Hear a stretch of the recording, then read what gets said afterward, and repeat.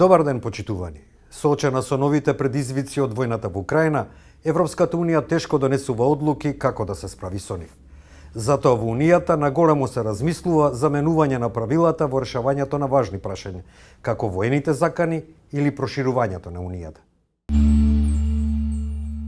Деновиве, германскиот канцелар Олаф Шолц цврсто застана за укинувањето на ветото за земјите од Европската Унија во областа на надворешната политика. Dort, wo heute Einstimmigkeit erforderlich ist, wächst aber mit jedem weiteren Mitgliedstaat auch das Risiko, dass ein einzelnes Land mit seinem Veto alle anderen am Vorankommen hindert. Wer anderes glaubt, der verleugnet die europäische Realität. Ich habe deshalb vorgeschlagen, in der gemeinsamen Außenpolitik, aber auch in anderen Bereichen wie der Steuerpolitik schrittweise zu Mehrheitsentscheidungen überzugehen.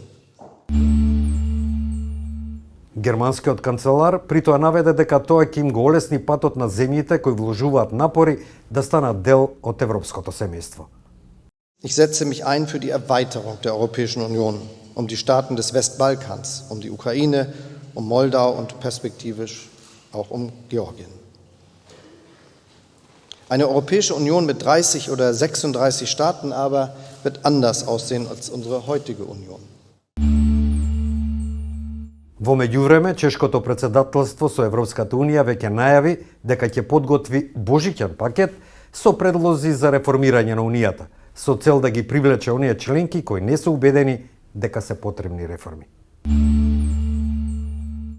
Аналитичарите во Скопје изразуваат скептицизам за можноста да помине иницијативата за укинување на ветото во Европската Унија и дали тоа ќе доведе до известни промени во пристапниот процес на Северна Македонија.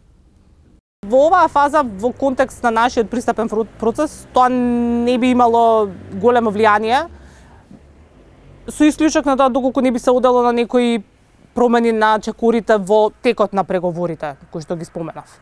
Така да, веројатно, ова е дискусија која што би била во големата приказна порелевантна за нови земји кои што би пристапувале, не за нас, но би имала секако влијание во контекстот на тоа како би се позиционирале, на тоа кога би биле земја членка. Меѓутоа, овие дискусии се веројатно подолгорочни од она што сега гледаме. Димитар Николовски, извршен директор на Центарот за европски стратегии, Евротинг, е на став дека укинувањето на ветото може да го олесни пристапниот процес, но ќе донесе и разочарување поради она што Македонија веќе го направила за влез во Европската Унија.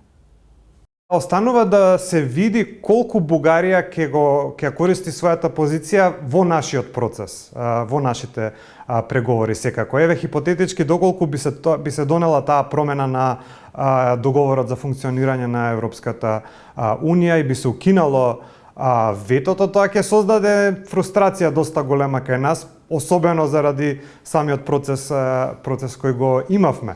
Така да, можеби тоа би им ги заврзало и рацете на бугарската страна да не може да го користат во самиот процес против нас и за да ги добијат тие барања кои ги имаат од нас добро познати барања. Така да би го олеснило за нас процесот секако, меѓутоа би создало и некои дополнителни фрустрации и разочарување заради минатиот труд. Тоа беше се во ова издание на темата на неделата. Вашите коментари и мислења можете да ги испратите на нашите Facebook, Twitter и YouTube. Довидување, почитувани.